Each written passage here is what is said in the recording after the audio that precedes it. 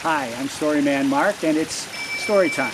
Thanks for joining me today. I thought I'd start out by the pond because today's theme is water. Water is so important to all of us, and why I put my pond in a backyard here is so the critters around me could have a place to drink.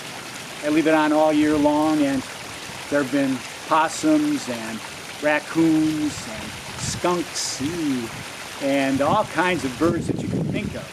Red-winged blackbirds and robins and blue jays and cardinals. And just the other day, there was a great blue heron that stopped by. And I think he was trying to get the fish out of my pond, but he couldn't figure out how to get in to get them. The great blue heron grows from 3 to 5 feet head to tail with a wingspan of 5.5 to 6.6 feet and weighs in at 4 to 8 pounds. Lives locally in nearby wetland areas and sometimes in my backyard. At any rate, let's head on up to my studio where I'll tell you my first story, a Native American story called Turtle's Race with Beaver. And now, a public service announcement. 1 potato, 2 potato, 3 potato, 4. I think I need to wash my hands just a little more. 5 potato, 6 potato, I think I'm gonna snore.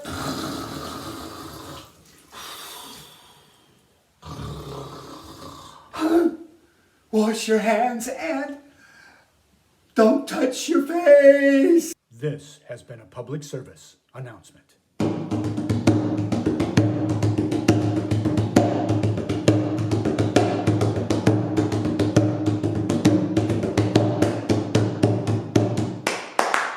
Ho ho! Well, spring had sprung, and Turtle was waking up. You see, Turtle lives in the bottom of the pond. That's his home. He likes his home to be nice and clean. And so when Turtle woke up, he was so excited, because he'd been sleeping and hibernating like the fish in my pond. All winter long, the ice had melted and the water temperatures gotten warmer, and of course the days got longer. Well, and he knew it was in fact springtime. And so he washed all the mud off of himself down in the bottom of the pond, and he started to swim to the surface. And he was swimming and swimming and swimming and swimming and swimming and swimming and swimming and swimming and swimming. Well, it had never taken him that long to get from the bottom of the pond to the top of the pond before. Something was obviously wrong. But he was swimming and swimming and swimming. He really needed to take a breath, and swimming and swimming and swimming until finally he broke through the surface of the water and took a nice big breath, and maybe you can take a big breath with me. But he looked around and he was stunned. His home had been ruined. Why, the pond was twice as big as he remembered it being, and somebody had built this big monstrosity right where the water used to go out, and now all the water was backed up. I guess you'd call that a dam, maybe. And in the summer, he used to like to work on his turtle tan, and he had these logs he used to like to crawl out onto, on those nice warm days. Ooh, yes. But they were underwater somewhere. What was he going to do when he wanted to work on his tan now? And along the edge of the pond, there were these trees, and well, the only thing about these trees, were they stuck out of the water? Well, he used to like to go by these trees and work on his naps in the afternoon in the shade and cool down a little bit. Because, there's working on your tan and being quiet and sleepy. But somebody had ruined it all. They were all gone. Everything was gone. What was he going to do? He didn't know what to do. Oh, and then he heard on top of the water. What in the world was that? It happened again. And he looked in the direction of the sound, and there was a strange animal swimming toward him that he had never seen before. It was all brown and had a big flat tail and had kind of buck teeth, and he was swimming closer and closer and lifting up his tail and on the water. Hey, who are you? Hey, hello, who are you? And well, you know who this is. This is Beaver, right? And so Beaver swam right up next to the nose of Turtle and said, "What are you doing in my pond? What are you doing in my pond? Get out of my pond! Get out, get out, get out, get out! This is my pond! What are you doing here? What are you doing here?" Whoa, said Turtle.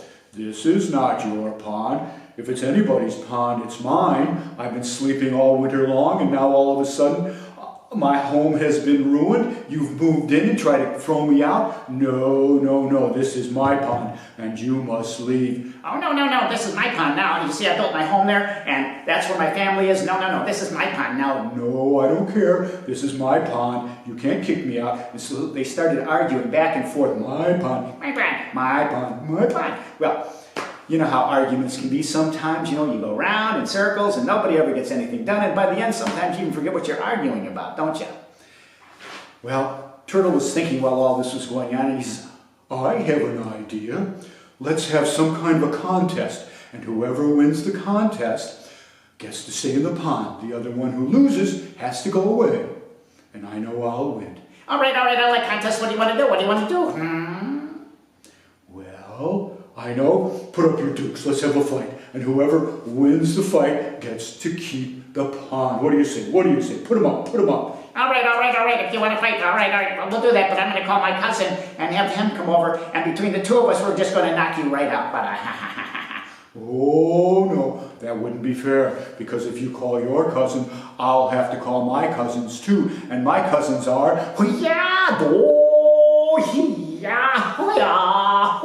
the mutant ninja turtles.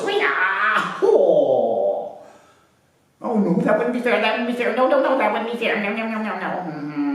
What else can we do? What can we do? I know. Let's hold our breath at the bottom of the pond. Yeah, that would be a good idea. Whoever holds their breath the longest gets to keep the pond. Oh, no, that wouldn't be fair. That wouldn't be fair. No. You've been holding your breath all winter long. No. I don't think so.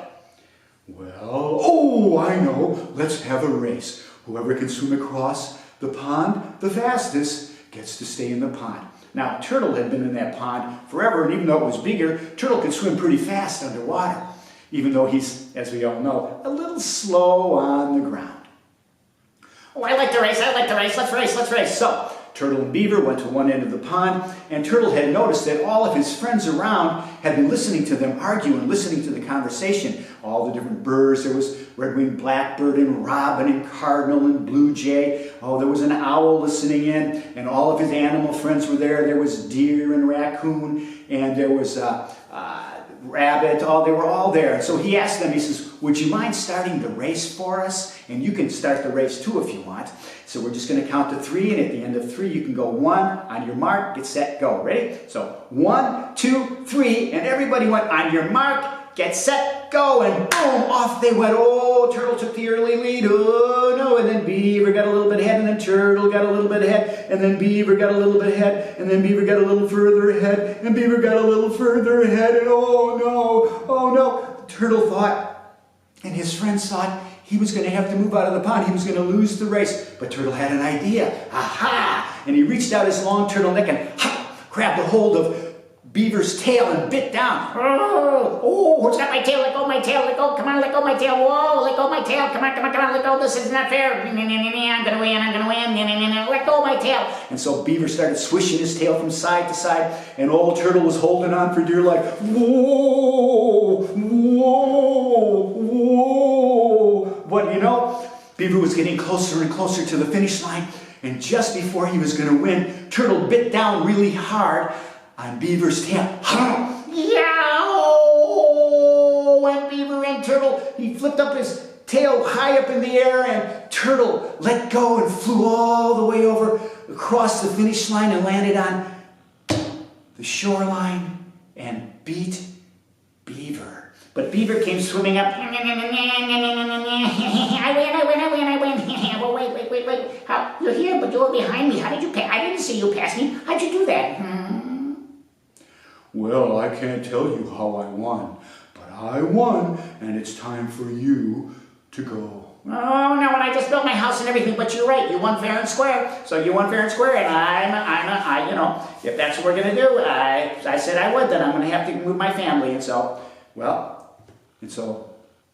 Beaver got his family together, and they were getting ready to leave, and, well, Turtle was sitting there watching them, and they just built their house, and Turtle was looking at the pond and realizing, well, you know, I could work on my turtle tan on this log over here. Oh, and that tree over there and by the edge of the pond, I could take and shade myself there in those hot summer days.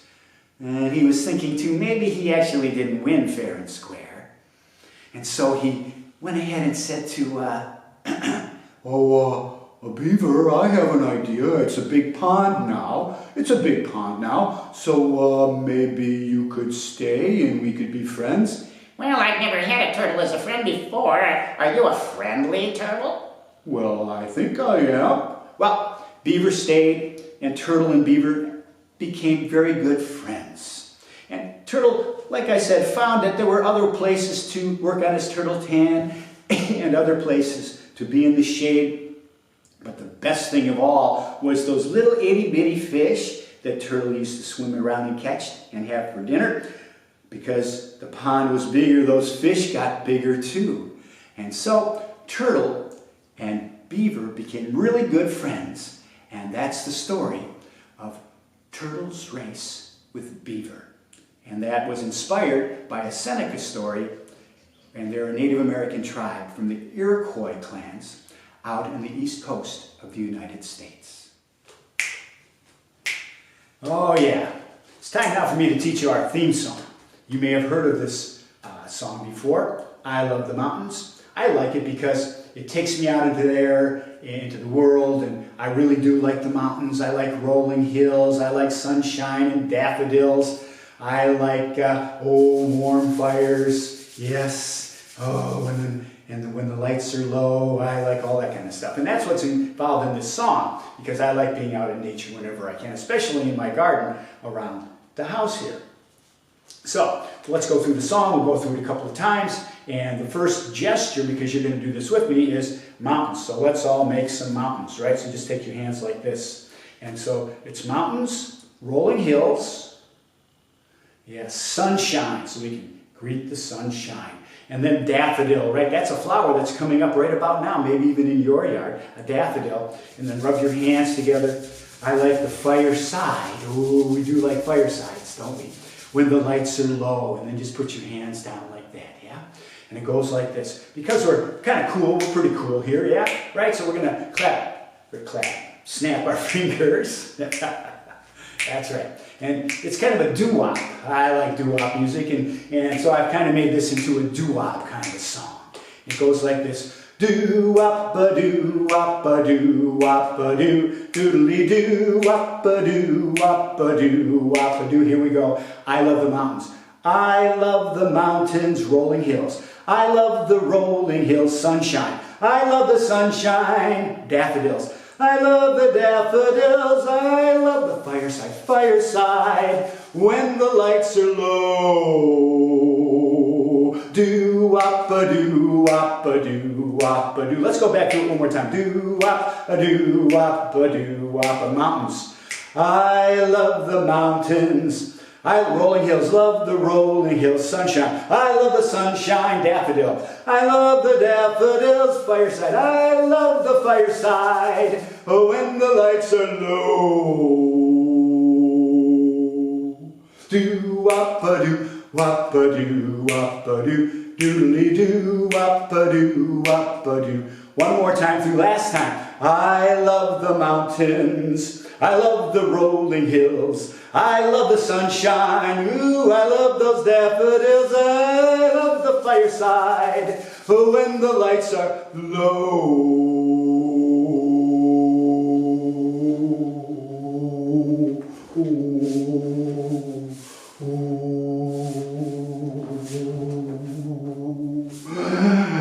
Doo-wop-a-doo, wop-a-doo, wop-a-doo, waddly-doo, wop-a-doo, wop-a-doo. Here's our big finish, wop-a-doo. Do, wah, wah, wah, wah. You can shake your hands, let's do that all together. Do, wah, wah, wah, wah. Well, thank you very much. Give yourself a round of applause for helping me out there. And if you come back next week or any other time in the future,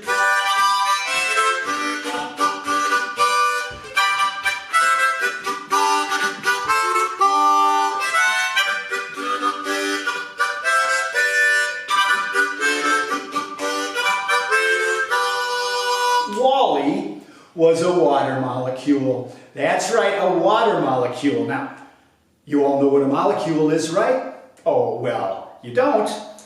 A water molecule is about the smallest thing you can find that lives in the world, that's teeny, teeny, tiny. You got to look at it under a microscope that makes something what it is. And Wally was one of those water molecules. So, like, there would be lots and lots of Wallys in a single drop of water, maybe millions and billions of them even.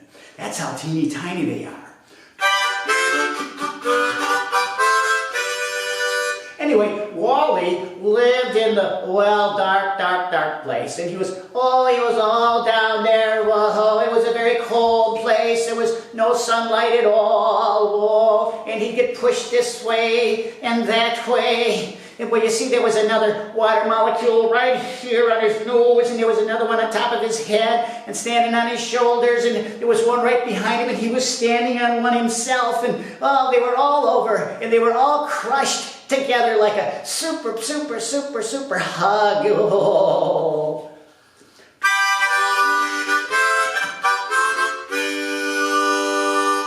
Now, one day, Wally and all of his friends around him felt themselves going, oh, they were going this way and that way. The water was a little more turbulent than they'd ever remembered it. Oh, and they were this way and that way. Oh, until finally something strange happened. Something with a huge mouth came and swallowed Wally and all of his friends. Looked right on up. And then this big creature with Wally down in his belly gurgling around, well, was swam, and you know what? There was that big rumbling and grumbling sound, and there was a huge and Wally was blown right through the blowhole, and what has a blowhole? Whales do, right? And so this whale had swallowed Wally in the bottom of the ocean and shot him out of the blowhole, and out into the sun he flew.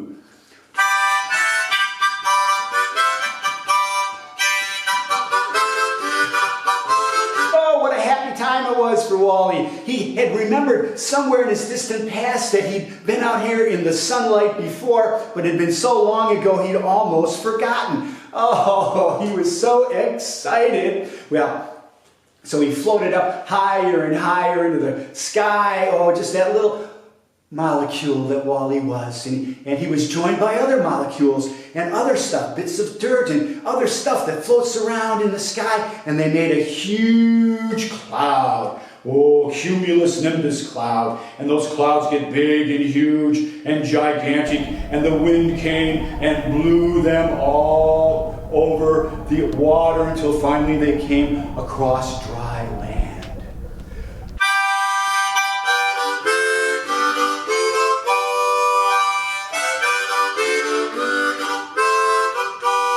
Now, as what happens with those big clouds like that, when a cold front meets a warm front, ooh, there's lightning and there's thunder, and of course it starts to rain. And Wally was part of a raindrop that fell down from the cloud until finally Wally's kersplat landed on the earth, which was very thirsty, and the earth just drank Wally right in and took Wally down into the earth. Wally didn't go very far because there was also a really, really thirsty tree, and that tree sucked Wally in through his roots, right? Those little fine little roots right up into a bigger root, finally all the way up inside the bark of the tree, up through that tree, all the way up through the trunk, and then down a branch went Wally, all the way down a branch, out to the very tip of one of those little twigs, right to the very tip, and there was something growing there,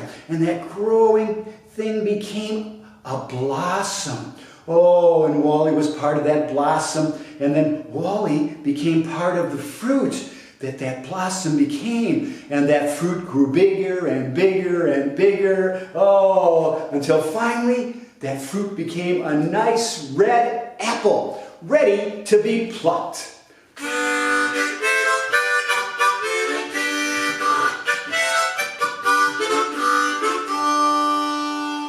Well, just so happened, just when Wally was ready to be plucked in that apple, a little girl came skipping by, and she saw that apple hanging on the lowest branch of that tree. Well, that little girl said, ooh, that's a tasty looking apple, and just plucked it right off the tree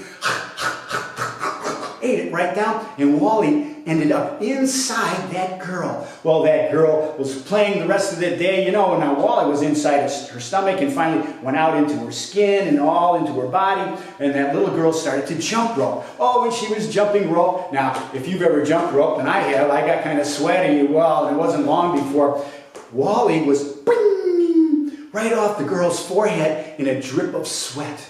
And Wally went, again, crashed down on the ground, kersplash, and was sucked into the ground. But this time, Wally ended up in a well. And that well was attached to a nearby house through pipes. And the man in the house was hungry, and so he went and grabbed a glass out of the kitchen cabinet and filled it right up. And Wally came sucked right up through those pipes all the way up out of the spigot and right into that man's glass. And sure enough, well, that man swallowed him right up. And now Wally was inside the man. Well, the man wasn't exercising, but he did drink too much water, and it wasn't long before that man had to, well, oh no, and he ran to the bathroom. Oh, and with a flush, Wally went down into the sewage system, where Wally went in through those pipes into the sewage system, and Wally was treated. He was all cleaned up and brushed up and spit shined. He was all ready to go. And this was an aeration plant. And so part of the aeration plant is they let some of that water, the sunshine, help too. And Wally was sent right back up into the sky. Wally went up into the sky, and instead of dropping into the water and getting back into the water system, he just kept going. He kept going like before, and he became part of a cloud, and that cloud again rained, and Wally went back into the ground, went back and came back out again. Well, that is the water cycle, right? So Wally, the water molecule. Can you say that fast 3 times? Wally, the water molecule, Wally, the water molecule, Wally, the water molecule. Yeah, okay. So, and that's all part of it. Now, Wally is very, very old. In fact, Wally is so old that Wally goes back to the beginning of time, the beginning of when the Earth came to be. And there's as many water molecules here now as there were back then. Yes. And so Wally was at the time of the dinosaurs. Now, can you imagine that right now, when you take a drink of water, or even if you have a can of juice that has water in it, or even you have fresh squeezed juice, there's still water in it, and, well, Wally could have been part of a dinosaur. And you know what dinosaurs sometimes do too, right? So Wally could have come from a dinosaur. Yeah. And so Wally just goes around and around and has continued to do that from the beginning of time, and will continue to do that until the end of time, which is going to be a long time from now. At least, so we hope. And that story is called Wally, the Water Molecule, and was written originally by Brian Fox Ellis. And as I always do, I take these stories I get and I adapt them to my own voice. And I thank Brian for letting me tell this story. So, thank you very much for listening to Wally, the Water Molecule.